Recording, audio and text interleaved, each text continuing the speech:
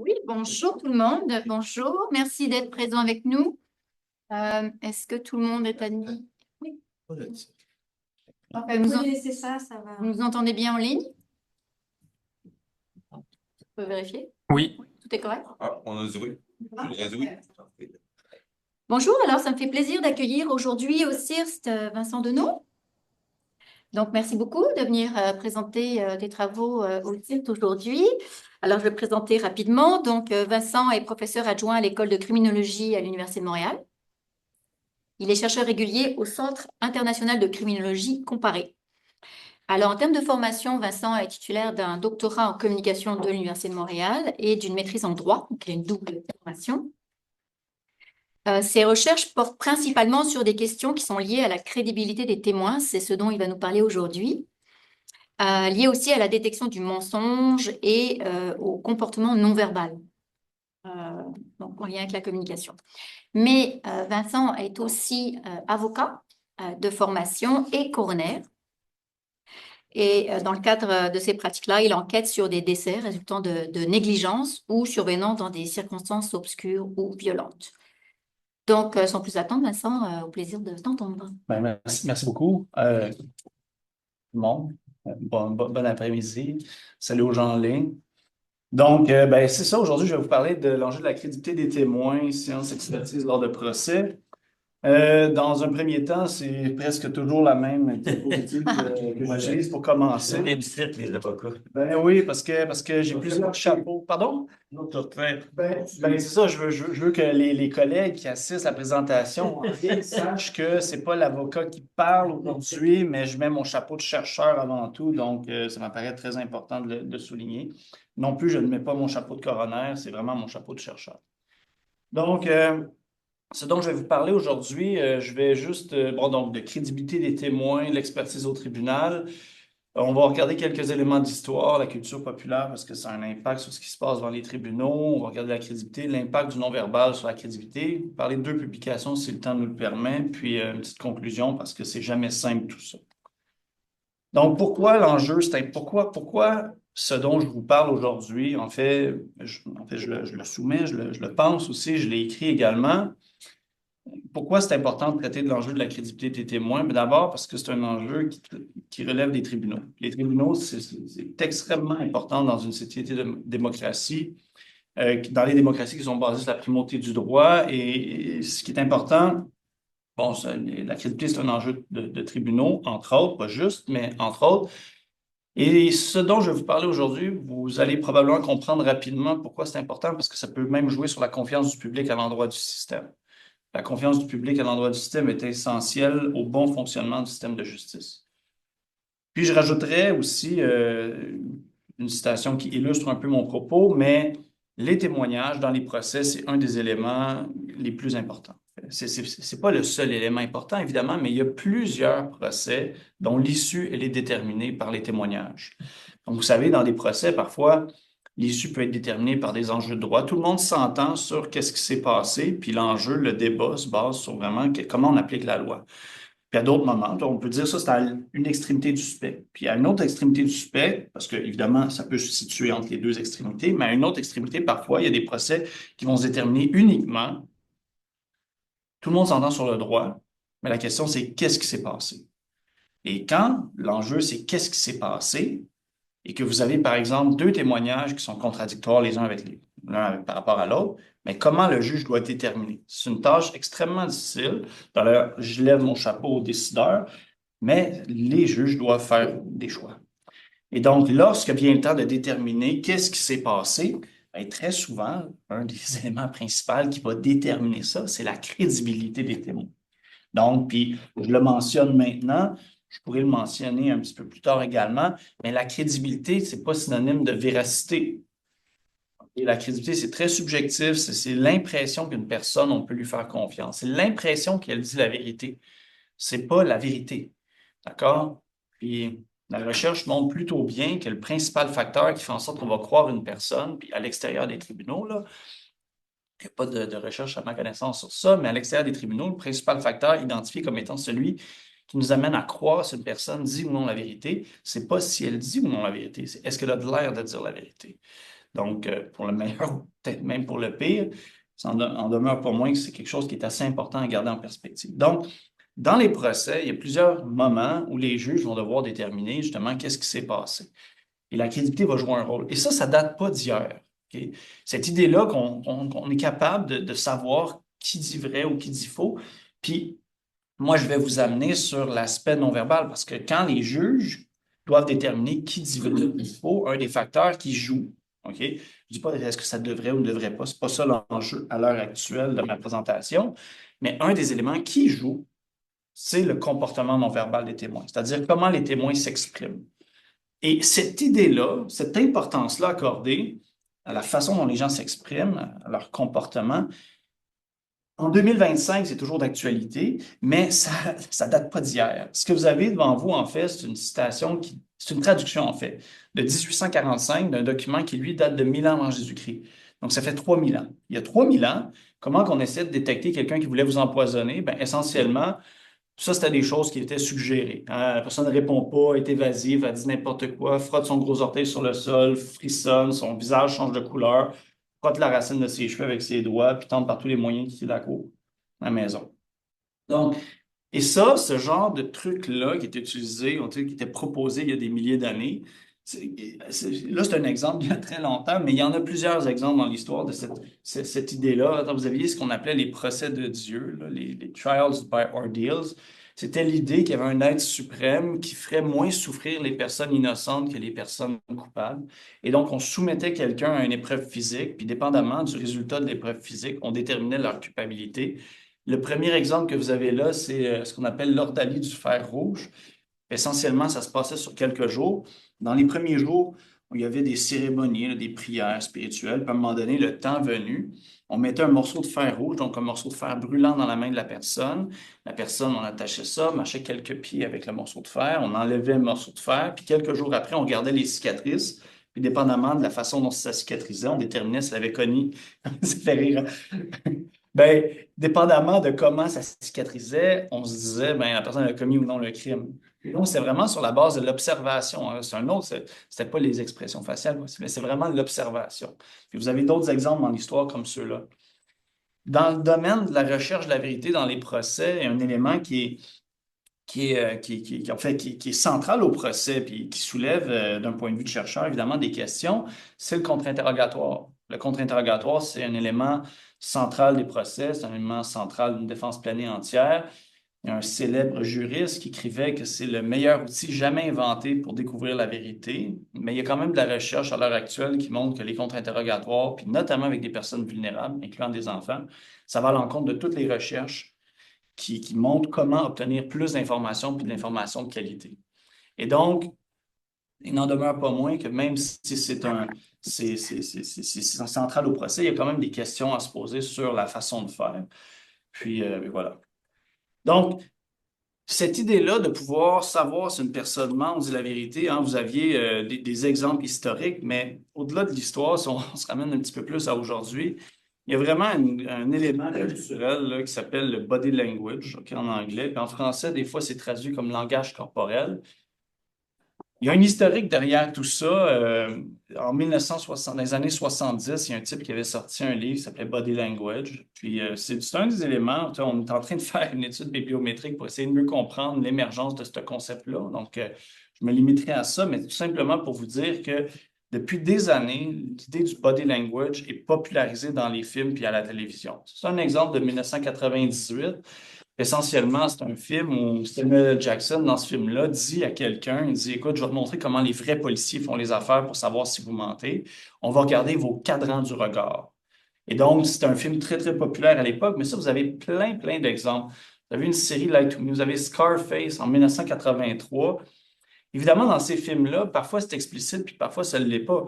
Tu sais, dans Scarface, le personnage d'Al Pacino ne disait pas, bon, je vais te parler de communication non verbale maintenant. C'est ça qu'il faisait. Mais à un moment donné, dans une scène, hein, il est avec un partner, je pense, en fait, je ne me rappelle plus trop, mais il dit, Il dit, ah, cette fille-là, elle me plaît bien, elle me plaît bien, puis je lui plais, je lui plais. Puis là, il dit, ah, mais comment tu fais pour savoir ça? Puis là, il dit, Chico, you know, the eyes, they never lie. C'est donc, il y a vraiment cette idée-là qui revient continuellement. Puis vous avez ce n'est quelques illustrations de quelque chose qui est assez populaire. Donc, non seulement vous avez des exemples historiques, mais vous avez aussi dans la culture populaire des éléments sur le non-verbal qui suggèrent qu'on peut lire, on peut savoir si une personne ment. Tu sais, on peut vraiment savoir ce qu'une personne pense mais dit pas. Ça, c'est l'idée qui est véhiculée dans les croyances populaires, dans la culture populaire. Je vous ai parlé des films et de la télé, mais c'est vraiment rien comparé de ce qui se fait sur les médias sociaux à l'heure actuelle. Sur YouTube, vous avez trois exemples de channels ici en français, de chaînes, ben voilà, merci, qui ont des millions de vues, et où ce qu'on dit est vraiment très questionnable, d'accord? Et donc, c'est vraiment, à titre comparatif, on avait regardé ça, c'est un TikTok de Dr. Phil, là. Tu sais, vraiment, là, ce qu'il dit, regardez, ce qu'il dit, c'est presque similaire à ce qui était proposé il y a 3000 ans. Il dit, c'est un TikTok qui dure vraiment pas longtemps, puis il dit donne-moi trois trucs pour savoir qu'une personne ment. Il dit leur pied va être pointé vers la porte parce qu'ils veulent sortir. C'est exactement ce qui était écrit dans le manuscrit qui date de 3000 ans.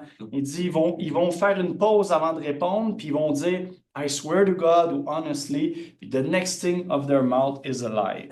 Soit dit en passant, là, je le dis maintenant, puis ça va revenir. La recherche en termes de détection de mensonges, elle a identifié aucun comportement non verbal, aucun mot, aucun élément vocal, aucun élément physiologique qui est le même chez tous les menteurs, puis il n'y a pas de nez de Pinocchio, ça n'existe pas. Puis, savez-vous quoi, les chercheurs, c'est pas parce qu'ils n'ont pas travaillé là-dessus. Imaginez comment ça pourrait améliorer plein de contextes, de la justice aux enquêtes, au recrutement, nommez-les, mais il n'y a rien de cette nature, d'accord? Puis en termes de vues, là, pour vous dire à quel point ces médias sociaux-là sont vus, si vous regardez là, le nombre de personnes qui regardent le NFL Sunday Night Football, puis vous comparez au nombre de personnes qui voient les vidéos sur YouTube, ça dépasse en fait même les programmes les plus écoutés à la télévision. C'est assez fascinant parce que ça reçoit des millions de vues, littéralement des millions de vues. Ça, c'est une vidéo qui date de 2019. Moi puis un collègue, on a fait un article sur cette vidéo-là spécifiquement. Cette vidéo-là, là, il est vu des millions de fois depuis 2019. On avait fait le calcul. Je pense que en calculant le nombre de jours depuis que cette vidéo-là a été publiée, il était vu à peu près 33 000 fois par jour. C'est phénoménal. Bon. Le problème, c'est que même si un minuscule pourcentage des gens qui voient cette vidéo-là, même si c'est un minuscule pourcentage de gens qui voient ça, c'est des personnes en position d'autorité, là, ça commence à être problématique. Parce que, voyez-vous, le non-verbal, les croyances populaires, les livres, les séries télé, c'est super divertissant. Mais ça vers quoi je vous amène maintenant, c'est pour vous montrer à quel point, quand c'est mis dans les mains d'une personne en situation d'autorité, notamment dans des tribunaux, ça peut avoir des conséquences plutôt graves. Je vous parle des tribunaux, mais je pourrais vous parler aussi des enquêtes policières où la recherche montre plutôt bien que ce genre de croyance-là, tu sais, de détecter le mensonge par le grattage de nez, ça peut mener à des interrogatoires plus coercitifs, même des fausses confessions. Dans le domaine de la sécurité, on a déjà mis en évidence, moi et des collègues, que ça peut mener à de la discrimination. Hein, il y a un programme qui avait été mis en place après le 11 septembre, un programme qui s'appelait SPOT, pour apparemment repérer des terroristes dans des aéroports. Programme qui coûtait 212 millions de dollars par année. Je ne me rappelle plus le montant exact. Puis, en fait, ce que des organismes de défense des droits et libertés avaient montré, c'est que finalement, ça ne traitait même pas des terroristes, ça traitait des gens qui n'avaient pas la peau blanche. En fait. Puis, quand une organisation s'appelle le GAO, Government Accountability Office, un peu l'équivalent du vérificateur général du Canada, s'était mis le nez dans ce programme-là, puis il avait demandé des preuves à l'organisme qui l'administrait, ce programme-là, le TSA, c'est le Transport Security Agency, qui administrait le programme SPOT. Ben, le GAO a montré que les preuves qui apparemment montraient l'efficacité de ce programme-là, c'était du n'importe quoi. Okay. Et ce qui est assez fascinant, c'est que quand le GAO a dit au TSA, ben regardez, là, vous nous avez donné des preuves, on vous montre que ces preuves-là, ça ne supporte pas l'efficacité de votre programme. Qu'est-ce que vous avez à dire là-dessus? Ben, le TSA avait répondu, oui, mais vous savez, on a déjà pogné un gars qui avait de la coke, puis il utiliserait probablement les mêmes techniques que les terroristes pour mettre des bombes. En gros, là, le TSA, qu'est-ce qu'il faisait? Malheureusement, c'est un ridicule absolu. Ce que le TSC avait fait, c'est de justifier un programme qui coûtait 212 millions de dollars par année par une anecdote. Ce qui était malheureux. Donc, revenons au procès. La crédibilité dans les procès, je vous le mentionnais, c'est super important pour lorsqu'il y a des témoignages. Soit dit en passant, la crédibilité dans les procès, c'est pas juste un enjeu de témoin. On peut parler de la crédibilité des avocats, on peut parler de la crédibilité des juges, on peut parler de la crédibilité du système. Mais essentiellement, pour les fins de ce que je vous dis là, parlons de la crédibilité. Donc, c'est une caractéristique qui est subjective. C'est le point le plus important. C'est déterminé par plusieurs facteurs. Puis moi, je vais vous parler du non-verbal. Donc, dans les procès, c'est particulièrement important quand, justement, la preuve, elle est ambiguë, contradictoire, puis il n'y a pas rien qui va confirmer ou infirmer ce qu'un témoin dit. Puis il y a plusieurs procès que c'est ça, hein. Il n'y a pas de preuve matérielle. C'est la parole d'un contre la parole de l'autre, puis that's it. Donc, ça, je voulais mentionner, c'est le fait que la crédibilité, c'est le premier facteur qui fait en sorte qu'on juge si une personne ment ou dit la vérité. Ce que la Cour suprême, il faut comprendre que l'évaluation de la crédibilité dans les procès, c'est très, très réglementé. Pas réglementé, c'est pas parce qu'il y a un règlement, mais disons, c'est très balisé par la Cour suprême du Canada. Donc, la Cour suprême, elle mentionne différentes choses. Je vous partage quelques extraits de propos tenus par la Cour suprême du Canada. Évidemment, ça fait justice à toute la, la- la- la richesse de ce que le plus haut tribunal du pays écrit à ce sujet-là, mais je vous mentionne quelques petites choses qui doivent susciter, je crois, la réflexion. Ben, la Cour suprême disait en 2002, écrivait en 2002 que la crédibilité, c'est omniprésent dans la plupart des procès, ce qui n'est pas en soi surprenant. Je veux dire, plutôt bien que la crédibilité, c'est juste omniprésent dans la vie de tous les jours, là. C'est un élément qui joue sur notre appréciation des propos d'autrui. La Cour suprême disait aussi que le juge peut regarder différents facteurs pour évaluer la crédibilité, puis notamment, donc la Cour suprême le dit explicitement, les juges peuvent utiliser le comportement des témoins. Vous allez voir un petit peu plus tard, parfois même la Cour suprême s'avance puis suggère certains comportements. Et là, ça soulève quelques questions. Évidemment, je le dis en tout respect. Ce qui est très important aussi, ce qu'il faut savoir, c'est que l'évaluation de la crédibilité devant les tribunaux, c'est un truc qui est réservé à l'appréciation des juges. Il n'y a pas d'experts qui peuvent venir témoigner à la cour sur la crédibilité d'un témoin. Évidemment, il y a des experts qui peuvent venir témoigner sur des choses qui vont ultimement affecter la crédibilité d'un témoin. Par exemple, vous avez je sais pas moi, un orthopédiste qui vient expliquer que la blessure, l'examen, tout ça suggère que la douleur est supposée d'être partie. C'est qu'évidemment, s'il y a un témoin qui vient dire j'ai encore mal, ben, l'expertise de l'orthopédiste peut jouer sur la crédibilité du témoin. Mais vous ne pouvez pas cependant avoir, par exemple, dans les procès criminels, un expert polygraphiste. Le polygraphiste ne peut pas venir témoigner, il peut venir témoigner sur ce que la personne a dit pendant l'examen polygraphique, là, ce qu'on appelle communément un détecteur de mensonges. Mais le polygraphiste ne peut pas venir dans un procès criminel dire ben, voici les tracés et donc je conclus que la personne a commis ce crime-là. Et en passant, ce n'était même pas pour un enjeu de scientificité, hein. La Cour suprême avait déterminé qu'il ne pouvait pas venir témoigner, le polygraphiste, parce que s'il témoignait sur son résultat, il, il usurpait la fonction du juge. Puis la fonction du juge, c'est lui qui doit évaluer la crédibilité. Et donc, la crédibilité, donc, les tribunaux avaient dit c'est un enjeu de profane. Les gens jugent quotidiennement si une personne ment dit la vérité.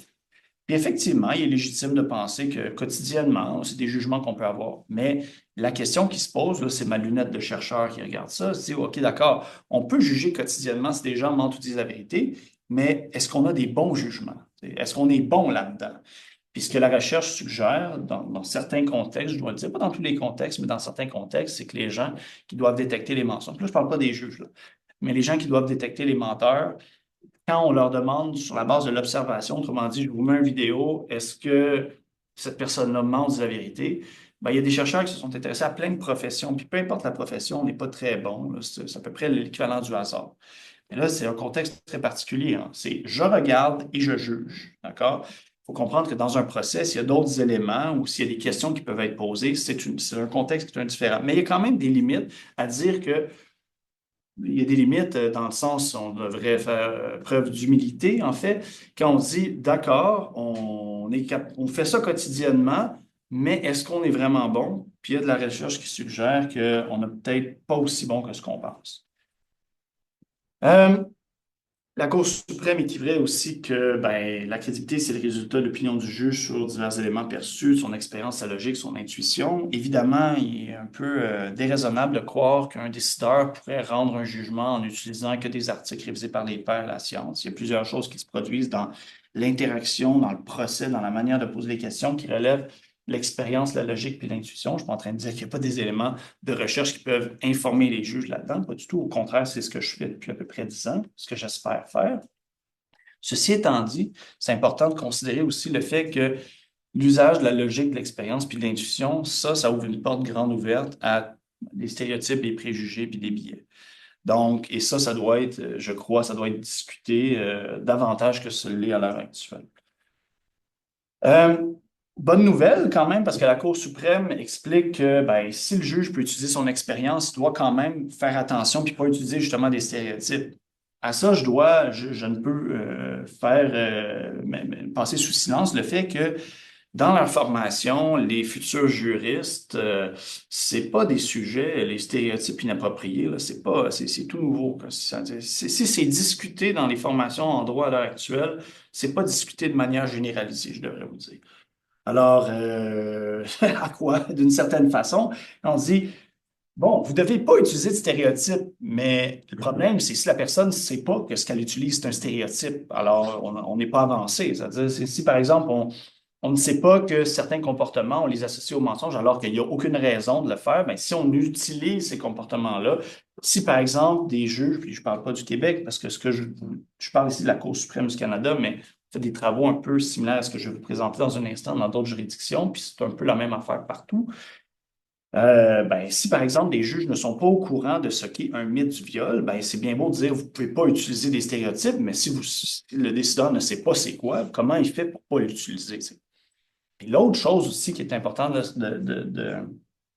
sur laquelle je pense que ça mérite quand même une réflexion, c'est que si on dit à une personne n'utilise pas des stéréotypes et des biais, puis n'utilise pas des préjugés, mais le problème, c'est que l'influence de ces patentes-là, ben, très souvent, ça se fait sans même que la personne en ait conscience. C'est que quand on dit à une personne n'utilise pas des stéréotypes, mais parfois, c'est un peu dire euh, prends conscience de ton inconscience, puis après ça, bloque ton processus de prise de décision. C'est quand même une tâche assez colossale, je dirais. Donc, le principe m'apparaît tout à fait légitime. Puis d'ailleurs, à mon avis, cet élément-là pourrait sans doute, peut-être même a déjà, je n'ai pas fait l'exercice, mais contribuer à si, par exemple, dans un jugement de première instance, il y a des stéréotypes et des préjugés, ou ce qu'on peut associer à ça, ben, il est légitime ici que peut-être que ce serait un sujet qui pourrait faire l'objet d'un intérêt pour un tribunal d'appel, parce que la Cour suprême dit qu'on ne peut pas utiliser l'expérience si c'est fondé sur des stéréotypes inappropriés. Donc, ça, c'est une observation de chercheurs à la croisée de la communication puis du droit.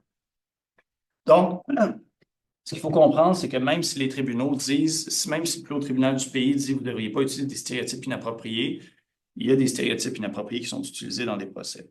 Puis les exemples que je vous donne là, c'est même pas au Québec. Ok? Je pense qu'un exemple, c'est Colombie-Britannique, Australie, puis États-Unis. Si vous avez un jugement dans lequel le juge écrit vraiment tel quel, là, la personne a donné sa preuve, je l'ai observée, elle a toussé, elle était nerveuse, agitée, elle a gratté son cou, puis par moments, elle semblait nerveuse. Puis, dans le fond, avec son comportement, en plus des éléments matériels de preuve, j'en viens à conclure que finalement, je ne peux pas donner beaucoup de poids à son témoignage. Et donc, dans un jugement comme ça, on ne peut pas savoir vraiment, ultimement, c'est quoi le poids total ou, disons, la ventilation du poids du comportement non verbal. Mais bon, la seule chose qu'on peut se dire, c'est que visiblement, le décideur considérait que c'est un élément assez important pour en parler dans son jugement. Mais aucun de ces comportements-là, comprenez bien, là, ne sont le propre des personnes qui mentent. Un autre exemple ici, tu sais, le juge écrit qu'il a observé les expressions faciales puis body language quand la personne témoignait. Et donc, quand on regarde toute la preuve, là, plus ces éléments-là d'observation, ben, on en vient à conclure que la personne n'est pas crédible.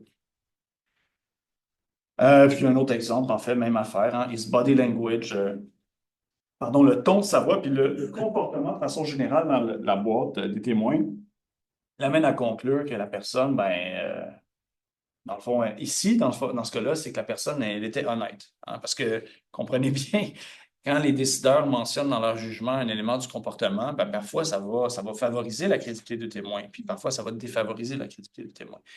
Ça soulève dans les deux cas des questions, puis j'y arrive dans un instant. Et donc, je vous donnais quelques exemples de tribunaux de première instance, là, puis je reviens à la Cour suprême, mais ici, ça, c'est un de ces éléments, un de ces moments où la Cour suprême a parlé de certaines choses. Elle a dit, par exemple, le juge de première instance pourrait tenir compte des pauses importantes, des réponses, des modifications de la physionomie, des regards de colère, de la confusion, de l'inquiétude. Euh, Évidemment, ça soulève des questions, à nouveau avec la lunette du chercheur, mais je dois le dire, hein, même si la Cour suprême ne l'avait pas écrit, il est tout à fait légitime de penser que les décideurs, c'est quand même qu'est-ce qu'ils feraient, comme n'importe quelle autre personne, comme n'importe quel autre humain. Puis je tiens à le souligner aussi, là, même si je peux être critique par rapport à ces enjeux-là, à aucun moment devrait être perçu dans mon discours l'idée que je pense que les juges devraient être remplacés par des machines. Donc, pas du tout. La justice, c'est une affaire humaine. Puis il y a beaucoup plus d'enjeux, puis vous allez le voir aussi, hein, parce que le non-verbal, ça ne sert pas juste à évaluer la crédibilité. Ça joue dans notre interaction, les perceptions, il y a plein d'éléments. Le non-verbal en fait la plupart de son influence sur on s'en rend compte. Euh, il y a des chercheurs, par exemple, je fais peut-être un peu du pouce sur ce qui s'en vient, mais des chercheurs qui s'intéressent notamment à l'impact de la justice virtuelle versus des procès en personne. On témoigner, par exemple, dans son sofa, est-ce que ça crée les mêmes effets? Est-ce que ça joue sur l'autorité des tribunaux que, par exemple, de rentrer dans un palais de justice, dans une salle de cour avec différents individus, des constables, des greffiers, des greffières, un juge, une architecture d'une certaine manière. Donc, c'est des éléments qui sera très importants. Donc, c'est pas de dire, puis je vais le dire immédiatement, là, mais c'est une des conclusions de la présentation, c'est pas parce que le non-verbal est un outil très, très limité pour savoir qui ment dit la vérité que le non-verbal n'est pas important. OK, c'est vrai. Ça, c'est vraiment important. Je pense que c'est important de garder ça en tête. Euh, Par exemple, la Cour suprême dit que, dans le fond, quand une personne témoigne, dans le fond, le juge devrait tenir compte de son développement mental, sa compréhension, facilité à communiquer. Tout ça, à nouveau, c'est une bonne nouvelle d'une certaine façon. Mais le hic, c'est est-ce que les décideurs, puis à nouveau, je le répète, là, mais c'est pas un enjeu propre au Québec, d'accord? Mais est-ce que les décideurs qui doivent évaluer la crédibilité des témoins et qui doivent tenir compte de ça sont formés pour ça? Parce qu'il y a des professionnels dont leur travail, c'est d'évaluer le développement mental des personnes, d'accord? Des enfants, par exemple.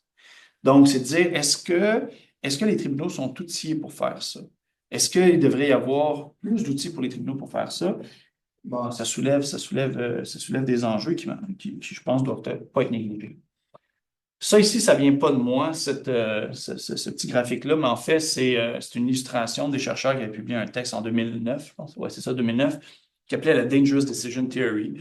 En fait, qui illustrait d'une certaine façon le processus par lequel les juges pouvaient en venir à déterminer si une personne si on pouvait lui accorder notre confiance ou pas là, dans un procès. Donc, comment les juges évaluent la crédibilité des témoins. Puis, essentiellement, c'est un peu une illustration du biais de confirmation, d'accord? Dans une salle de cours, hein. Le juge rencontre un témoin pour la première fois, a une intuition initiale par rapport au témoin, puis par la suite peut avoir une très grande motivation, puisque les chercheurs mettent en évidence, en fait, dans leur théorie, ce qu'ils suggéraient dans leur théorie, c'est que cette grande motivation à détecter les personnes qui mentent ou disent la vérité pourrait avoir un effet collatéral, pardon, négatif, en fait. Il pourrait amplifier ce qu'il appelle le tunnel vision, c'est le biais de confirmation, donc surévaluant la preuve qui supporte l'intuition initiale et sous-évaluer la preuve qui va à l'encontre ou qui est ambiguë, de sorte que le décideur arrive à une grande confiance dans son jugement initial, mais cette grande confiance-là pourrait être le résultat d'un biais de confirmation. Et donc, bien garder en tête aussi, tu sais, c'est une réflexion que je vous partage, là, que ce jugement initial-là, si le décideur n'a pas vu ou n'a pas lu le dossier, parce que ça se peut très bien, le décideur qui rentre dans la salle de cour voit le témoin pour la première fois, ben, cette intuition-là initiale, elle peut être basée, entre autres, sur le comportement non-verbal, l'apparence, les caractéristiques physiques, vocales. Dès qu'une personne en voit une autre, l'influence du non-verbal, elle se fait pas attendre. C'est comme ça. Et donc, dans les procès, le non-verbal, je vais vous donner des exemples qui sont très, très explicites, mais c'est des enjeux aussi qu'on voit même dans les nouvelles quand on parle des procès. Mais évidemment, dans les nouvelles ou, par exemple, dans les jugements, même parfois, ça ne va pas être marqué. Parfois, c'est explicite, là, tu sais, j'ai observé le comportement non-verbal. Bon, d'accord, mais par exemple, quand un juge écrit la manière de témoigner du témoin, la manière de témoigner, ça suggère quoi? Ça suggère, c'est de la façon de témoigner, c'est pas tant ce qui a été dit. Mais par exemple, ici, hein, la plaignante aurait pu ouvrir les yeux. Le procès débute dans l'émotion. Le plaignant manque de crédibilité. La crédibilité est l'élément clé du procès criminel. Ici, hein, un juge de première instance avait noté une absence de peur ou des remords qui paraissent sincères. Comment la question qui se pose, c'est, d'ailleurs, les remords, il y a des gens qui écrivent là-dessus, c'est pas le truc sur lequel moi-même j'ai écrit, mais c'est un élément très, très important dans les procès. Comment qu'un décideur fait pour savoir si une personne a des remords? Parce que ça peut jouer, ça, sur différentes décisions. Ben, ce que la recherche suggère, c'est que parfois, l'évaluation de la sincérité des remords, elle est basée, entre autres, sur l'observation du comportement du témoin. Non, mais la recherche montre aussi qu'il n'y a aucun indicateur non verbal qui permet de savoir avec certitude qu'une personne a ou non des remords. Donc, ça soulève des questions. Donc, maintenant que je suis passé par un peu l'historique, la culture populaire, là, je vous ai parlé des tribunaux, j'arrive un peu sur non-verbal. Ben, non-verbal, essentiellement, j'utilise le terme non-verbal juste parce que c'est plus rapide, mais je peux dire communication non-verbale. Bon, je l'utilise pour les fins de la présentation, mais tu sais, cette distinction-là là, entre communication verbale puis non-verbale, pour moi, je trouve que en tout cas, j'aime pas trop cette division-là, mais juste pour les fins de la présentation, je vais utiliser le terme non-verbal qui réfère à quoi? Aux expressions faciales, aux gestes, aux caractéristiques physiques, caractéristiques vocales. Dans le fond, tout ce qui crée des impressions, qui joue sur l'interaction, qui communique quelque chose sans qu'il y ait un mot qui soit dit. D'accord? Puis bien que ce que ça communique, ce n'est pas nécessairement intentionnel, évidemment. Tu peux arriver en retard à quelque part. Ben, le temps, tu sais, ça s'appelle la chronémie, l'étude du temps. Ben, la chronémie, ben, le fait que tu arrives en retard, tu ne veux pas nécessairement communiquer que tu es un fainéant, mais la personne peut percevoir ça. Tu sais. Donc c'est pas tant l'objectif de vous mentionner ça, c'est juste pour aller plus loin, mais il pourrait y avoir en soi une présentation sur à quoi on réfère quand on parle de la communication non verbale, puis est-ce que c'est vraiment une bonne façon d'appeler ce qu'on définit comme ça, en tout cas. Mais bon, ce que vous voyez en ligne, là, c'est des exemples comme ça, vous avez des exemples comme ça, vous avez des exemples comme ça, puis moi, je dis toujours stop, là, j'appelle ça un peu certifié bullshit, là, tu sais. Évidemment, bullshit, on va dire, ah, c'était vulgaire, Vincent, tu utilises le mot bullshit. Puis moi, je réponds à ça. Ben, faites une recherche au Google Scholar ou dans Web of Science, vous allez voir, c'est un objet d'étude scientifique.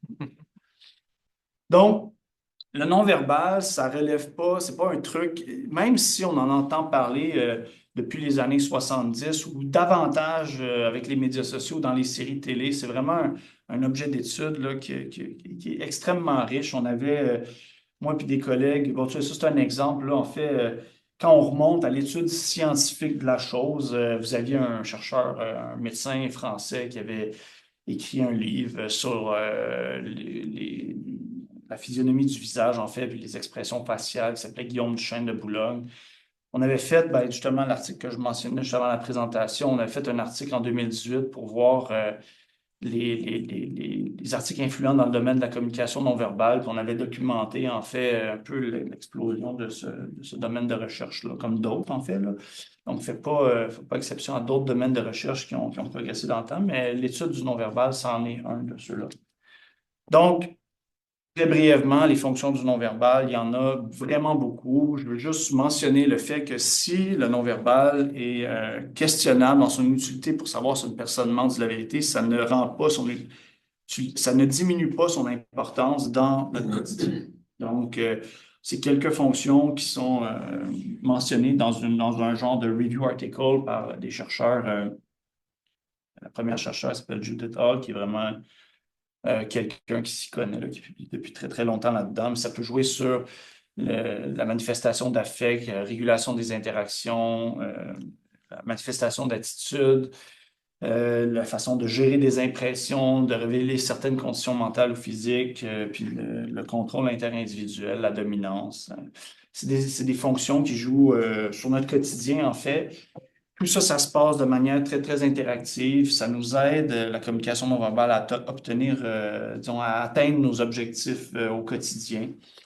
Puis je pense qu'un point sur lequel j'avais écrit en 2020, là, puis je vais juste le mettre là, je J'aurais pu le marquer autrement, mais c'est vraiment, il faut se rappeler de ça, surtout qu'avec la popularité des livres pour lire le non-verbal et tout ça, d'abord, beaucoup de ce qui est présenté là-dedans n'a littéralement aucun fondement, là.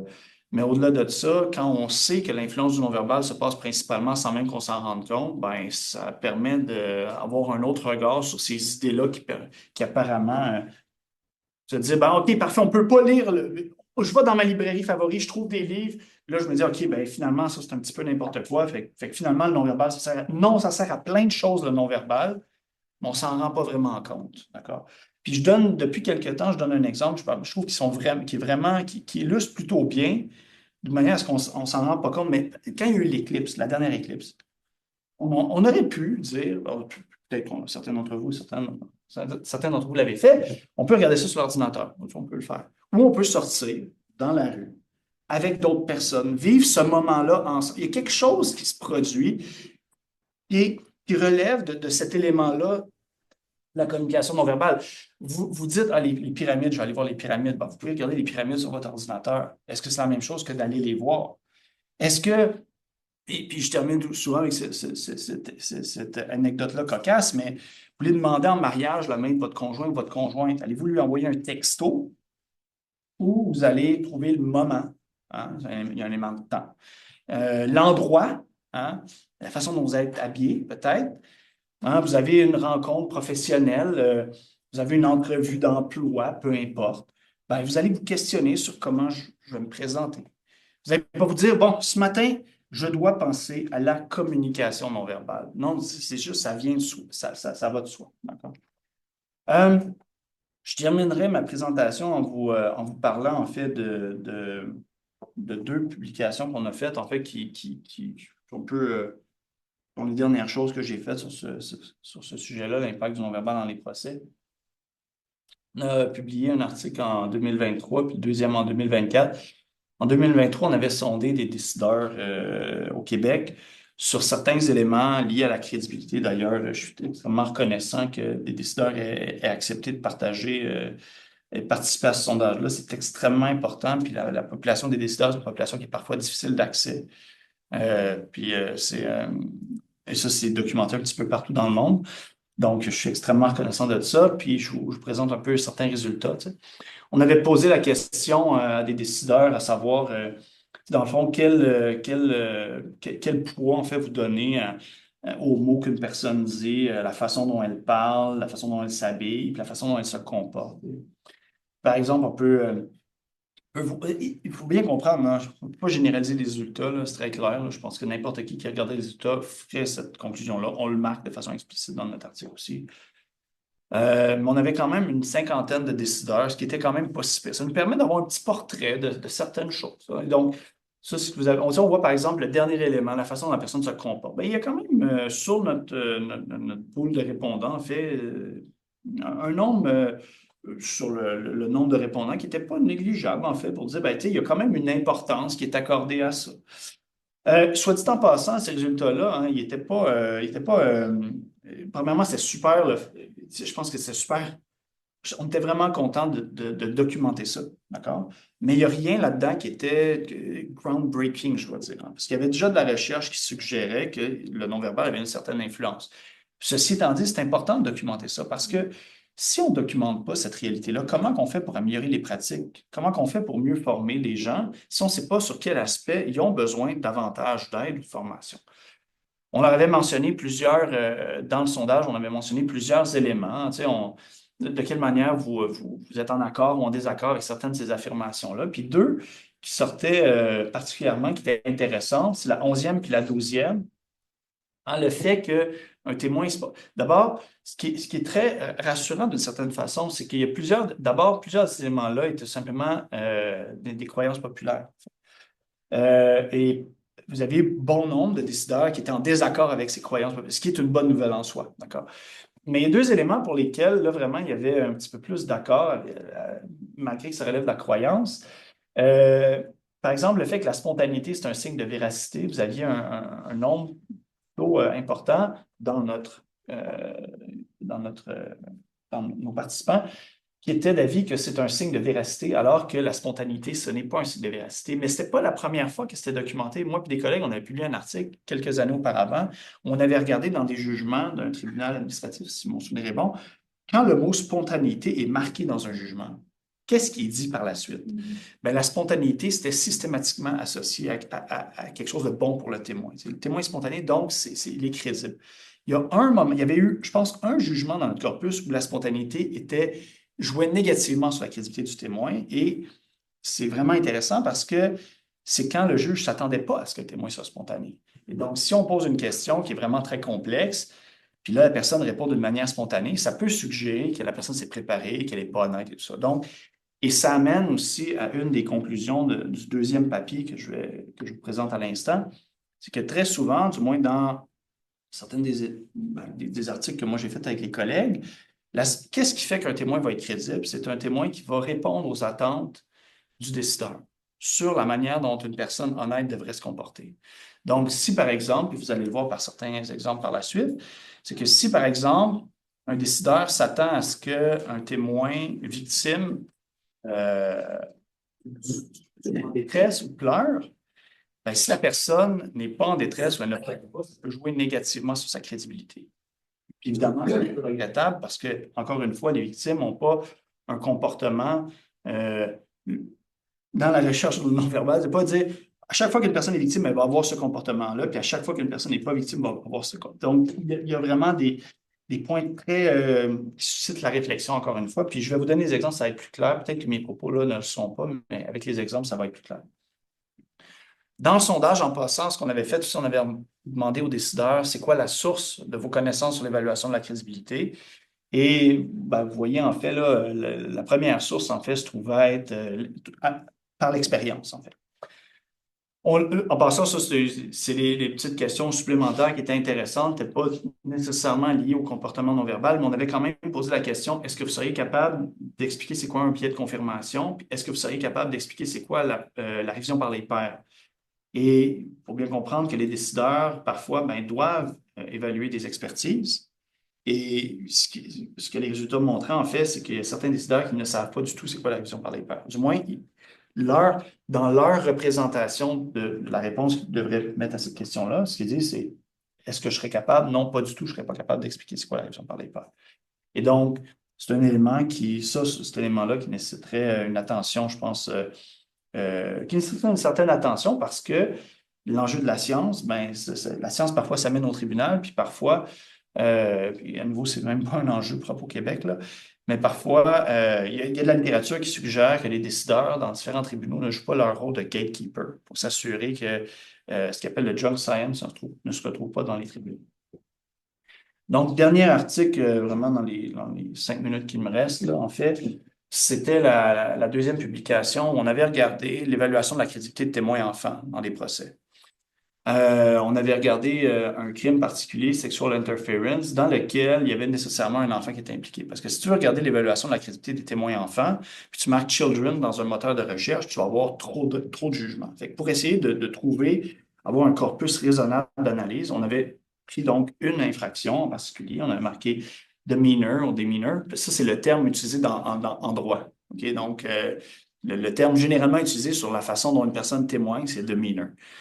Parfois, les juges vont utiliser body language, mais ce n'est pas le premier terme. Fait qu'on avait, ça met des limites à notre analyse, évidemment, comme n'importe quel autre. Mais bon, c'est les termes qu'on avait utilisés. Puis on avait ressorti 44 jugements où l'âge moyen des témoins était de 13,1 ans.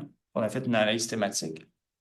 Il faut savoir qu'on avait retenu seulement les jugements où le crime s'était produit lorsque la victime était enfant, puis aussi la victime a témoigné comme enfant. Parce que parfois, le crime se produit quand la personne est enfant, mais elle va témoigner comme adulte. Et là, sur l'évaluation de la crédibilité, ça soulève plein d'autres questions. On n'était pas rendu là.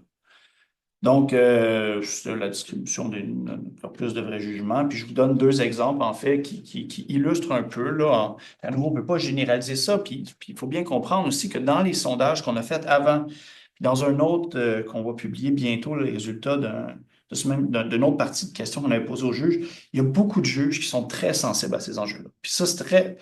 Parce que faut pas l'oublier non plus, d'accord? Il y a des juges qui vont dans des questions ouvertes, on va leur dire qu'est-ce que vous pensez qui est important, puis ils vont dire, ben regarde, il faut vraiment être prudent sur le non-verbal, il faut vraiment pas se fier à ça. Il y a des gens honnêtes qui vont être stressés, puis c'est pas parce qu'ils sont stressés qu'ils mentent, là, tu sais. Donc, il faut bien le garder en tête aussi, là. Mais je vous donne quelques exemples qui suscitent le questionnement. Tu sais, par exemple, dans les accusés qui étaient déclarés non coupables, il y avait des commentaires parfois négatifs, parfois positifs sur le témoignage de la victime, mais parfois aussi négatifs. Ici, vous avez un exemple, hein, il y a la victime, elle a donné sa preuve, elle ne semblait pas en colère ou upset par l'assaut, puis en plus, elle n'avait pas peur de l'accusé, et ses émotions auraient été consistantes avec le fait que ça s'est produit comme elle l'a dit. Bon, vous comprendrez que c'est un peu questionnable, en fait, pas juste un peu, mais ça illustre quelque chose qui nécessite une attention. Ouais, encore l'autre exemple en dessous, pendant le temps qu'elle se faisait contre-interroger, elle a fidget, donc elle était nerveuse ou agitée. Elle a joué avec ses lunettes, elle s'est balancée sur sa chaise, elle a ri, puis elle a admis mentir. Bon, c'est sûr qu'admettre mentir, ça aide pas trop, mais quelle était la question qui se pose à ce moment-là, c'est si cet élément-là, si les éléments qui précèdent sont mentionnés dans le jugement, c'est parce que visiblement, en fait, il est légitime de se dire que le décideur, il voyait une certaine pertinence dans l'évaluation de sa crédibilité, alors que ces éléments-là ne devraient pas, je ne dis pas, la question, c'est pas mentionné ou pas, mais certainement que ces éléments-là ne sont pas des preuves de mensonge, pas du tout. Puis je vous donne des exemples où il y avait des commentaires, par exemple, positifs. Il pouvait y avoir aussi des commentaires négatifs, même si l'accusé était déclaré coupable. Mais commentaires positifs, tu sais, il est clair de son comportement puis de ses pleurs qu'à ce moment-là, ça lui causait vraiment de la peine. Puis cette personne-là qui a témoigné, je la trouvais honnête. Euh, Pardon, sa version des faits était, ouais, on pouvait la croire. Ah. Ou l'autre exemple, donc, le X, c'est que, puis ça, je le dis, je le répète, je suis pas contre le fait qu'on croit une victime, d'accord? Le hic, c'est que quand je lis ça, je me dis, qu'est-ce qui se serait passé si la victime n'avait pas pleuré, d'accord?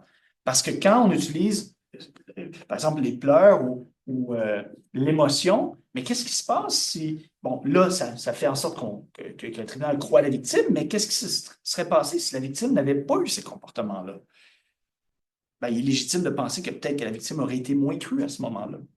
Donc, pour moi, ça soulève des questions, dans le fond, que le stéréotype favorise ou défavorise la victime. Euh, le problème, c'est que si la personne qui témoigne n'adopte pas le comportement qui est attendu, ben à ce moment-là, ça pourrait nuire à sa crédibilité. Puis à ce moment-là, des victimes qui sont honnêtes pourraient ne pas être crues à tort, en fait. Et donc, comment on concluait cet article-là, puis c'est un peu la fin de la présentation aussi. Il faut se rappeler que les enfants victimes ne se comportent pas tous de la même manière. Puis d'ailleurs, il y a des chercheurs qui suggèrent, qui montrent que les enfants, plus souvent, vont témoigner de manière neutre quand ils vont rapporter un abus sexuel. Puis il y a même des victimes d'abus sexuels qui vont sourire comme un mécanisme d'adaptation. Et donc, ce que nous, on avait montré dans cet article-là, en fait, ce qu'on mettait de l'avant, en fait, c'est le fait que le comportement émotionnel, puis ça d'ailleurs, c'était déjà documenté aussi. C'est documenté ailleurs le fait que le comportement émotionnel d'un témoin, d'une victime peut jouer sur l'issue d'un procès. Il y a des chercheurs qui ont montré que non seulement ça peut jouer sur l'issue d'un procès, mais le comportement émotionnel peut jouer sur le processus d'enquête de la police, peut ensuite jouer sur le fait de déposer ou non des accusations. Puis ce qu'on montre, moi et d'autres collègues, c'est que ça peut même jouer sur potentiellement l'issue d'un procès. Et donc, dans l'analyse de notre corpus à nous, ce que ça suggérait, c'est que si les victimes n'affichent pas le comportement qu'on attend d'eux, ou s'ils affichent un comportement qu'on n'attend pas d'eux, alors les victimes pourraient rencontrer des difficultés à plusieurs étapes du processus judiciaire, de l'enquête de police au dépôt d'accusation jusqu'au procès sur le fond. Donc, ben oui, ça, c'est vraiment la dernière slide. Ouais. Là, vous pourriez vous dire, ben, là, à cause du non-verbal, on élimine le non-verbal des procès parce que là, il y a des stéréotypes et des préjugés, mais ça ne réglerait pas la question. Parce que, disons que du jour au lendemain, on dit, tout le monde témoigne derrière un mur. Donc, le juge ne verra pas le non-verbal. Ben, il y a aussi des stéréotypes dans la façon dont les gens s'expriment, puis il y en a aussi sur les mots qu'ils utilisent. Moi, ce que j'ai déjà argumenté dans des articles, c'est de dire, ben, on fait juste déplacer le problème. La, la, la- J'ai pas une solution à ça, je dois le dire. J'ai pas le bâton de Harry Potter pour régler le problème, mais je pense que, puis comme je l'ai argumenté dans un article très récemment, je pense que l'important, c'est de comprendre le rôle du comportement non verbal, puis l'appliquer à sa juste valeur dans les procès. Puis ça, c'est pas une tâche qui va se faire en criant ciseaux, mais bon, j'espère contribuer un tant soit peu à l'amélioration du système. Merci Ouais. beaucoup. Ben, ça me fait vraiment plaisir. Très intéressant. Alors, on va ouvrir maintenant pour une période de discussion, questions. Peut-être Oui, commencer. vas-y. C'est une question dont on n'a pas parlé et qui peut-être joue un rôle et qui est une boucle de plus. Dans le cas des témoins en cours, est-ce qu'au fond, le juge, au fond, ne fait pas l'hypothèse qu'évidemment, le témoin, et tu l'as dit vite, là, a été préparé par son avocat, j'imagine. Est-ce qu'ils sont toujours préparés par les avocats? Parce qu'ils vont dire, ben ça, le juge, lui, là, on le connaît, puis il va, si tu grattes le nez, t'es fait. On dit, est-ce que l'autre inclut pas ça dans sa boucle? Tu le dis un coup, on dit, ben lui, tu vois un peu la boucle Je pense comprendre. Ben, en fait, le point sur, je pense que c'est important d'abord, j'en ai pas parlé dans cette présentation-là, mais pour moi, la préparation des témoins est très, très importante. OK? Parce que juste quand on regarde la littérature qui montre que le principal facteur qui fait en sorte qu'on croit ou pas une personne, c'est est-ce qu'elle a l'air de dire vrai. Ça fait en sorte que si on ne pouvait pas préparer un témoin, ça voudrait dire que systématiquement, des gens qui ont plus de difficultés à s'exprimer il y aurait déjà 2 strikes contre eux dans le procès. Donc, maintenant, je le disais hier justement à une présentation que je faisais, je comprends que c'est une ligne c'est un travail délicat, je dois dire, mais je vais dire 2 choses par rapport à ça. La première affaire, c'est que j'avais écrit un chapitre de livre sur la préparation des témoins, puis ce que je disais à la fin, je pense que c'était à la fin, je disais ça, c'est est-ce que de la science bien communiquée, c'est moins de la science que si, par exemple, je m'adresse à un grand public, je leur explique quelque chose, est-ce que ce que je peux dire, c'est tout à fait exact? Mais quand je vais parler à des personnes plus initiées, je vais utiliser un autre vocabulaire. Dans les 2 cas, là, je vais parler de science, mais je vais utiliser un vocabulaire qui va être différent pour que la personne comprenne davantage. C'est pas plus vrai ou plus faux. C'est juste, je me prends d'une différente façon. Et ce que j'avais expliqué dans ce chapitre-là, ben, je me dis, si moi j'exprime ma réalité, maintenant je l'exprime à vous, là, quelque chose que j'ai vécu, vous ne me connaissez pas. Je ne vais pas l'exprimer de la même façon que je l'exprimerai à ma conjointe qui m'entend depuis 2 ans parler de ce truc-là. Elle a un bagage qui me permet de me comprendre. Donc, la préparation des témoins, l'objectif, c'est d'amener une personne à s'exprimer honnêtement. Là, parce que des fois, on parle de préparation des témoins, puis ça suggère là, c'est comme quelque chose qui est travesti, qui n'est pas authentique. Tu sais. L'objectif de la préparation, c'est d'aider les témoins à s'exprimer honnêtement pour qu'ils soient compris par le tribunal. Puis d'ailleurs, ça contribue aussi à une meilleure administration de la justice, parce que si vous arrivez dans le tribunal, par exemple, ça peut être un enjeu sur les personnes qui se représentent seules. Ils vont venir au tribunal, puis ils vont parler de plein de choses.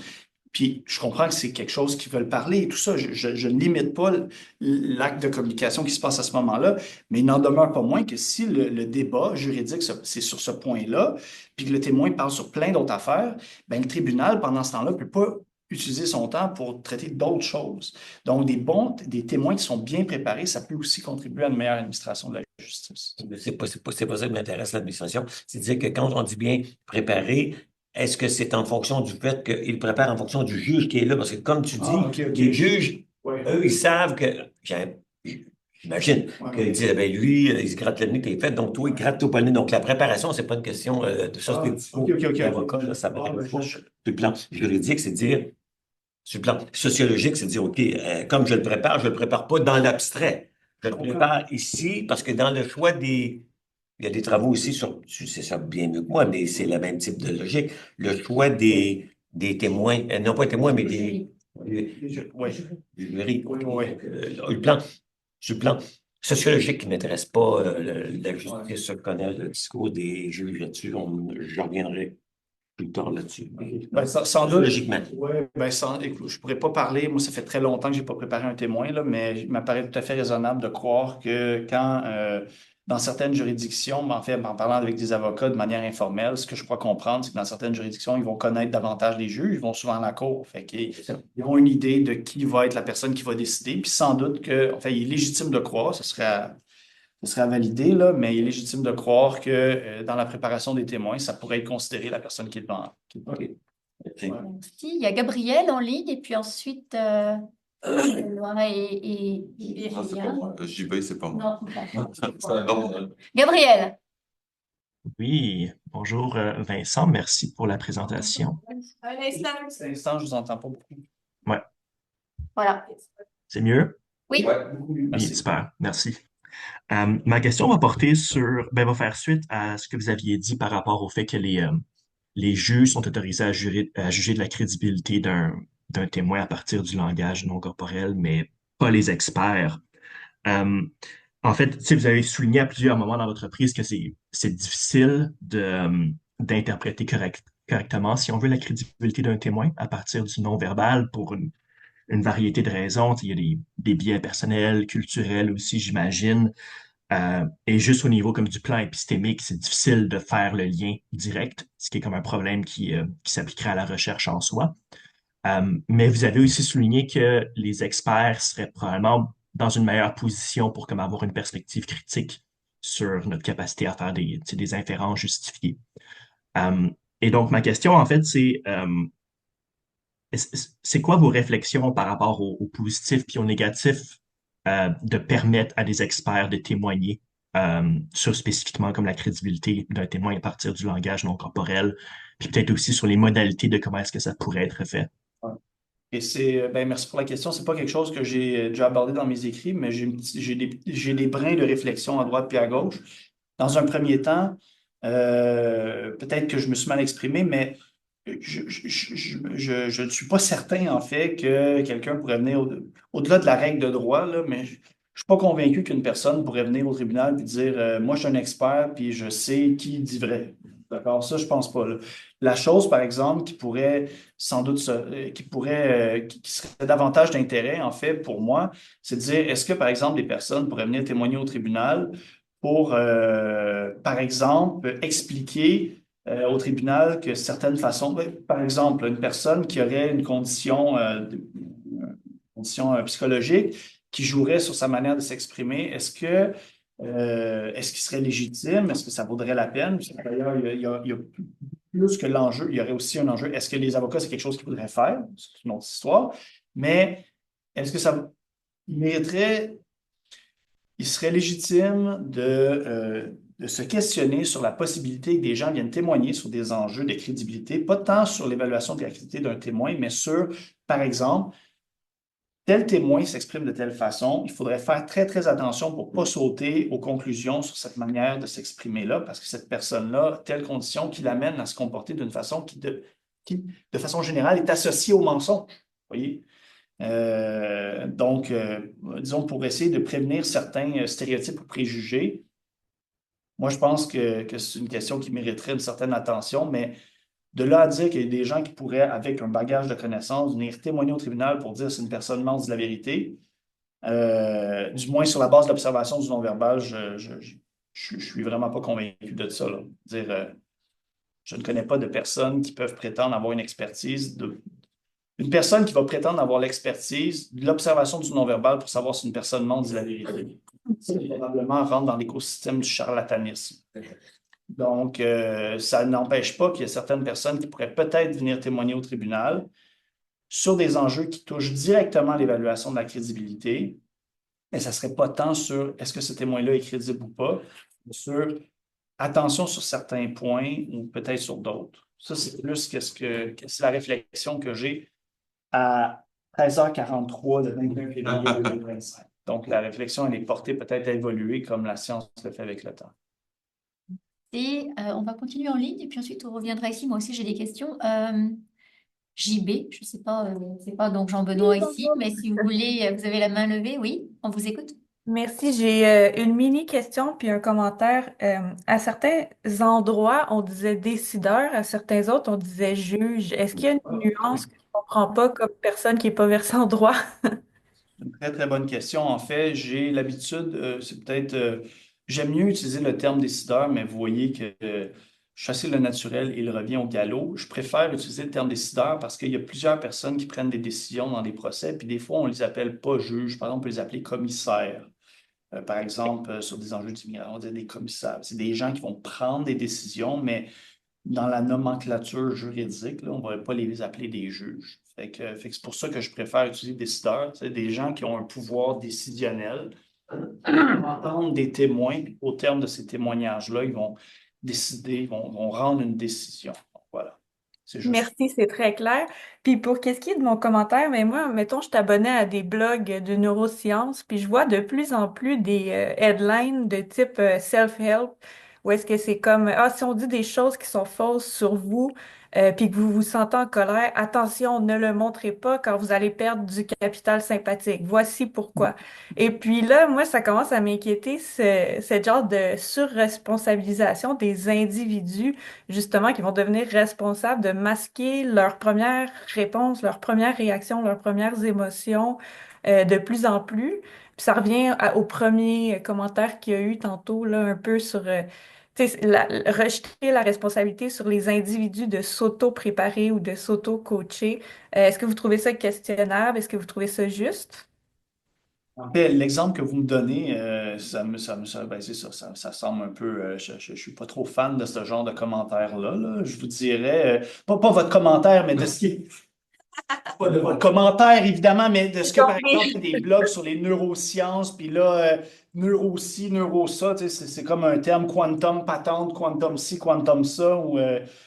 C'est ce genre de commentaires, de propos dans les blogs, là, où, on va dire, ça me soulève beaucoup de questions, ce genre d'affaires-là. Là. Tu sais, c'est pas quelque chose sur lequel j'ai déjà réfléchi, mais quand je vois, mettons, je navigue le web, là, où je tombe sur des pages, où des amis m'envoient des trucs, mettons, sur LinkedIn, cette patente-là, tu sais, il y a plein d'affaires qui, c'est un peu n'importe quoi sur le comportement non verbal. Moi, je dis sans avoir des chiffres, là, mais je dis à peu près que je lance l'image là, que 95% de ce qui s'écrit sur le web, sur le non-verbal, c'est un peu n'importe quoi. Tu sais. Donc, quand personne, puis là, j'en reçois là, régulièrement d'amis. Hey, t'as-tu vu ça? Tu sais, puis là, je suis comme, ben, j'ai regardé 30 secondes, puis j'ai tout de suite arrêté parce que c'est un peu n'importe quoi.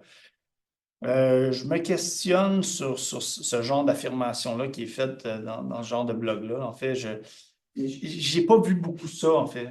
Puis peut-être que ça traduit mon âge, je sais pas trop quoi, là, mais en tout cas, si vous en avez à me partager, je serais curieux de voir qu'est-ce qui est dit. Mais a priori, ça me soulève plus de questions plus d'interrogations que de choses comme Ah ouais, ça me soulève plus de questions. Merci. Donc, merci pour votre commentaire. Merci. Je vois qu'il reste, enfin, il reste, oui, 10 minutes, un petit peu plus, mais on a 4 autres personnes. Donc, Julien en ligne, et puis ensuite ici, 3 autres personnes, oui. Oui, merci pour la conférence, Vincent. J'ai 2 questions, mais sens-toi libre de répondre à celles qui t'intéressent ou aux deux si jamais tu as envie, vu qu'il n'y a pas beaucoup de temps. La première, c'est que tu as beaucoup parlé de crédibilité des témoins, mais quid de la crédibilité des avocats et des juges? C'est-à-dire que souvent, les témoins ou les personnes qui sont poursuivies sont accompagnés d'un avocat qui aussi a un capital de crédibilité plus ou moins élevé, parce que les juges et les avocats se voient fréquemment à la cour et qu'il y en a qui sont perçus comme plus sérieux que d'autres, et donc comme étant plus enclins à dire quelque chose qui est, voilà, qu'on peut appuyer sur des éléments du dossier, disons. Et le second élément sur lequel, dis-moi si je me trompe, mais j'ai pas entendu trop de références à ça, c'est la question des positions sociales et notamment des écarts de diplôme entre les juges et les personnes qui sont auditionnées, notamment dans les exemples que tu prends en droit criminel, c'est flagrant. Et évidemment, ce qui paraît crédible à un juge qui a fait je ne sais pas combien d'années d'études, c'est peut-être pas la même chose que ce qui paraît crédible à un témoin qui vient des classes populaires et qui a une vie tout autre. Et donc parfois, ça dérive évidemment sur des affaires un peu absurdes où le juge ne comprend pas qu'on puisse traîner en bas d'un immeuble à 22 heures. Et c'est sûr que quand on vit à 6 dans un 4,5, peut-être que c'est plus compréhensible que quand on est juge et qu'on vit, je sais pas, à côté de l'UDM et dans une belle maison. Donc, ça, c'est des éléments qui sont du non-verbal et du verbal, mais qui sont pas réductibles juste à une dimension individuelle de ce témoin en particulier ou de celui-ci. C'est des éléments de classe sociale. Ça peut être Ouais. aussi de l'ordre du genre. Tu as mentionné les émotions sont très genrées. Bon. Donc tout ça, c'est des facteurs qui sont génériques, alors qu'ils peuvent après prendre des formes diverses d'un témoin à l'autre, mais qui sont pas réductibles à un individu en particulier. Ouais. Et j'ai quand même le sentiment, j'ai moi-même fait des études en droit, que les jurys sont très peu réflexifs sur leur propre position et qu'ils attribuent tout à la question du témoin et de la crédibilité de la personne qu'ils entendent sans penser à comment eux perçoivent ce qu'est la crédibilité. Ben, wow, c'est super réflexion, question, c'est des points. Moi, une qualité que j'apprécie beaucoup des chercheurs, c'est d'être capable de reconnaître la limite de ses compétences. Puis ici, je vais quand même dire que ma limite de compétence, j'ai pas travaillé sur ces enjeux-là, sur l'écart, par exemple, les enjeux d'éducation entre les juges puis les décideurs. Je crois observer parfois que en fait, ça me crève les yeux parfois, mais je peux pas dire que c'est quelque chose que j'ai documenté. De manière anecdotique, euh, m'arrive parfois quand je donne des présentations, qu'il y a un avocat ou un policier qui vient me voir et qui me raconte des choses, je me dis, oh, tu sais, visiblement, cet enjeu-là que vous soulignez, ça serait vraiment pas impertinent de l'étudier davantage. Sur la crédibilité des avocats et des juges, dans le fond, tout ça, ça m'apparaît super fascinant. Il y aurait plein de travail à faire là-dessus. Je ne suis pas au courant de travaux où, par exemple, on s'intéresserait à, par exemple, l'interaction d'une certaine façon entre, ou le poids, je ne sais pas si c'est le bon terme, de la crédibilité de l'avocat, considérant le témoin, puis après ça, donc cette interaction-là, je ne suis pas au courant de travaux de cette nature-là. Mais à nouveau, ça m'apparaît tout à fait légitime de penser ça. C'est-à-dire que les avocats ont aussi une réputation, ils ont une éducation, il y en a qui plaident plus souvent, qui sont plus connus dans le système. Donc, dans quelle mesure ça joue? C'est une question qui est légitime de se poser, que je ne me suis pas encore posée, mais que je pense que ça vaudrait la peine de travailler là-dessus. Ouais, je vais dire. Merci. Duncan, ensuite. Ça va un peu dans le même sens. Est-ce que le lien de l'expert, et ici je parle de, par exemple, médecin ou ingénieur, le lien d'emploi peut influencer la crédibilité. Donc, par exemple, dans un procès où il y a des médecins qui affrontent d'autres médecins en termes de témoins, est-ce que les médecins qui sont rattachés à l'OMQ, par exemple, vont avoir plus de crédibilité ou moins parce que c'est en quelque sorte l'employeur de ces médecins-là vis-à-vis un autre médecin qui n'est pas payé par l'OMQ? Oui, je comprends. Ça serait, à nous, je n'ai pas la réponse à la question, ça serait quelque chose qui m'apparaît légitime de penser que l'employeur d'un expert pourrait jouer, ça serait sans doute un élément qui pourrait jouer sur l'évaluation. Je ne serais vraiment pas surpris, en fait, puis il y aurait sans doute moyen de le documenter, que l'employeur d'un expert pourrait jouer sur l'évaluation de cette crédibilité-là. Sur l'expertise, sur l'appréciation de la crédibilité au tribunal, ben, de manière anecdotique, puis ça, je le dis parce que je n'ai pas écrit là-dessus, mais j'ai un projet qui va travailler là-dessus. Là. Si on obtient le financement, après, on essaie de répondre à des questions dans cet écosystème-là. Mais il y a de la littérature qui montre très bien que la manière dont un expert va s'exprimer peut jouer de manière décisive sur le fait qu'il va être cru ou pas. Autrement dit, même si on est un professeur avec plein de diplômes, puis de subventions, puis tout, mais qu'on s'exprime d'une manière à ce que le jury ne comprend rien, puis versus l'autre personne, puis là, je ne suis pas en train de porter un jugement de valeur sur ni un ou sur ni l'autre, mais l'autre personne, par exemple, qui fait de l'expertise comme travail au quotidien, puis s'exprime d'une manière accessible au jury, ben, ça pourrait être déterminant. Il est légitime de penser, il y a de la littérature qui le suggère aussi, que ça pourrait être déterminant sur le fait qu'il soit cru ou pas. Mais maintenant, sur l'employeur spécifiquement, moi, je ne serais pas étonné que s'il y avait des résultats de cette nature-là, ça ne m'étonnerait pas. Ça ne m'étonnerait pas du tout. Puis, soit dit en passant, le non-verbal des experts aussi peut jouer. Je me rappelle un exemple à nouveau. dans mon mémoire de maîtrise, il y avait un jugement où le juge écrivait textuellement que pendant que, on va dire, vous êtes le témoin, pendant le temps que, puis vous m'avez engagé, alors, puis de l'autre bord, il y a un autre expert. Le juge écrit que pendant le temps que vous témoignez, moi, je prends des notes, je prends des notes, je prends des notes. Puis pendant le temps que la partie adverse témoigne, là, je fais comme. Bon, ben ça, dans le jugement en question, ça avait joué sur la crédibilité de l'expert. Ceci étant dit, la Cour d'appel mentionne que le comportement des témoins hors témoignage ne devrait pas être utilisé comme preuve parce que c'est pas mis en preuve. Mais bon, quand on regarde des jugements, on les voit, ces affaires-là, là. Donc, voilà. Merci. Julien. Avant moi, Florence. OK. Merci, c'est gentil. Rapidement, deux questions. Est-ce que dans le corpus de jugement que tu as regardé ou dans le sondage que tu fais passer, la dimension interculturelle, parce que la communication non verbale est beaucoup liée à la culture, est-ce que c'est évoqué et comment? Euh, Mm. Ce n'est pas évoqué, mais ceci étant dit, on avait posé une question ouverte. On leur demandait comment vous évaluez la crédibilité des témoins. Qu'est-ce qui est pour vous un témoin crédible? Puis ce qu'on avait marqué dans notre conclusion de l'article, c'est qu'à aucun moment ça avait été évoqué la question de la culture. Fait que le fait que ça n'avait pas été évoqué en soi, pour nous, c'était ça illustrait quelque chose. Donc, c'est ce qu'on a On sait que les émotions et la façon de se tenir, c'est intimement fait. culturel. La deuxième question, c'est sur tes méthodes. Tu présentes, et puis j'avais la même question que Yves sur la préparation des témoins. Donc tu travailles beaucoup sur des jugements. Oui. Est-ce qu'il y a des travaux, est-ce que ça peut se faire, ou bien est-ce qu'à cause des problèmes de confidentialité, c'est impossible d'aller observer dans les cours justement les interactions et le rôle de la communication non verbale, d'une part dans les audiences, ou sinon lors de la préparation des témoins? Parce qu'il me semble que là, ce serait des terrains d'observation. Oui, sur ben, ça, c'est certainement. Sur la préparation des témoins, c'est sûr qu'il y aurait des enjeux éthiques là-dedans, puis il y aurait sans doute mon intuition, parce que je ne me suis jamais questionné à aller faire cet exercice-là. Mais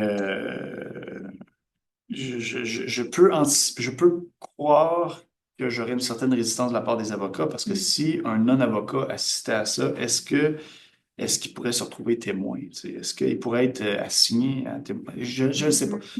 Disons que ça, c'est probablement le réflexe. J'essaie de mettre mes bottes d'avocat d'il y a 10 ans, là, puis c'est probablement le réflexe que j'aurais si on me le demandait. Maintenant, est-ce que juridiquement, il y a des règles qui protégeraient ça, puis en termes éthiques, il y aurait sans doute d'autres enjeux? Je n'ai jamais exploré ça. Tu sais. Pour les procès, ben, il y a plusieurs procès pour lesquels on peut assister. Hein. Je veux dire, c'est ouvert à tout le monde, on peut y assister. Il y a des enjeux éthiques là-dedans aussi. Mais moi, personnellement, je trouve que les procès puis les jugements de tribunaux, qui sont d'ailleurs accessibles gratuitement sur des moteurs de recherche ouverts, je suis d'avis depuis longtemps que c'est une source de données qui est négligée. C'est extrêmement riche. Au Canada, on est chanceux, on a un truc qui s'appelle CanLII. Après ça, vous avez des sites qui s'appellent, par exemple, Worldly, dans lesquels vous pouvez repérer des jugements de tribunaux de partout dans le monde. Et je trouve que c'est malheureusement très négligé. Il y a plein de questions qui peuvent se poser là. Tu sais, au-delà, c'est un contexte des procès aussi.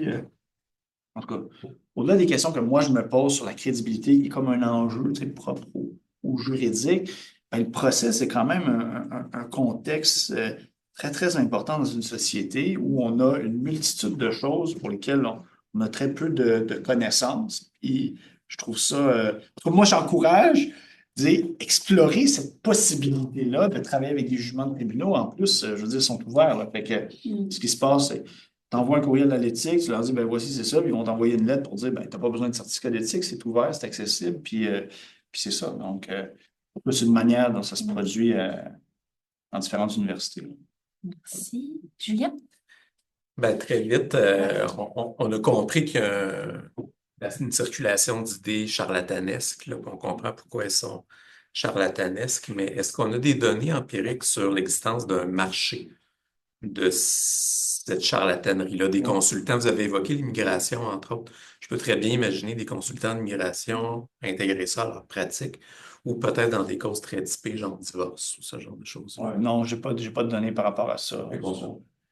Ben, tu sais, non, j'ai pas de données sur l'enjeu financier ou le commerce de ça.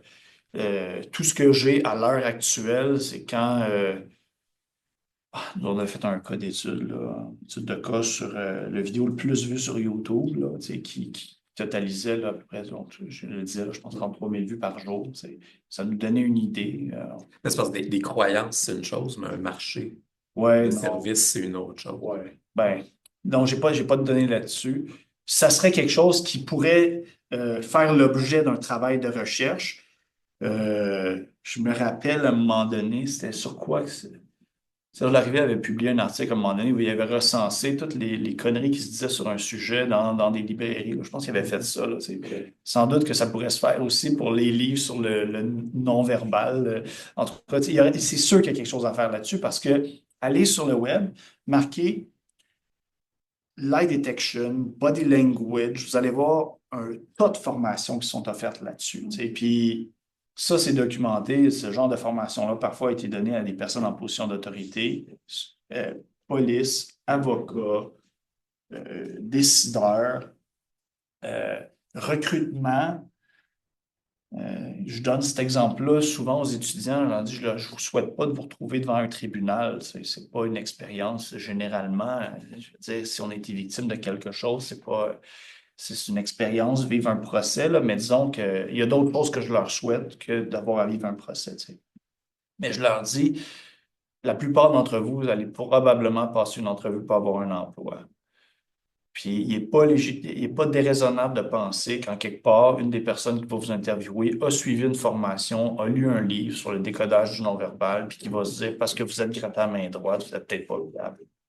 Puis, tu sais, ce que j'essaie d'expliquer, puis c'est un peu la même affaire dans les procès, puis je terminerai là-dessus. Ça peut avoir une influence, puis même s'il y a un stéréotype inexact ou un préjugé qui est utilisé, ça ne veut pas dire que ultimement, la décision à la fin n'est pas la bonne décision. Il faut être prudent là-dessus. Là. Ça ne veut pas dire ça non plus. Mais si vous avez, par exemple, dans une entrevue d'emploi, deux candidats qui ont des dossiers à peu près égaux, OK, qui ont une présentation à peu près égale, ben, c'est un peu comme ce qui pourrait se passer. Qu'est-ce qui fait que vous allez choisir un candidat plutôt que l'autre? Ah, ben, ça se trouve que lui, il s'est gratté à la main puis il a caché sa main. Tu sais, des fois, c'est quand ces situations-là, là, un peu ambiguës se produisent, ben, le non-verbal peut parfois avoir une influence déterminante. Puis ça soulève des questions. C'est la même chose dans le procès. Hein, tu sais, une personne peut bien se gratter, mais s'il y a un témoignage qui est vraiment pas crédible aux yeux du juge, ben, même si la personne se gratte, la personne qui a de l'air plus crédible, elle se gratte, ben, à la limite, ça ne changera peut-être rien. Mais quand vous avez deux témoignages, ben, ça soulève des enjeux de preuve. C'est une autre histoire. Là. Mais tu sais, comme quand vous avez deux témoins ou deux candidats ou deux personnes, on dit qu'il faut faire un choix. Ben, moi, je me questionne sur le fait que quand l'élément déterminant, c'est le fait que tu t'es gratté le nez, c'est pas trop encourageant. Il y a une des décisions importantes liées à ça, ben là, on va se dire, OK, qu'est-ce qu'on devrait faire? C'est ça. Merci beaucoup. Merci. On arrive à la fin. Merci beaucoup pour les échanges. C'est un plaisir. Merci à tout le monde qui est en ligne. Merci à tout le monde est en ligne pour l'intérêt. Merci.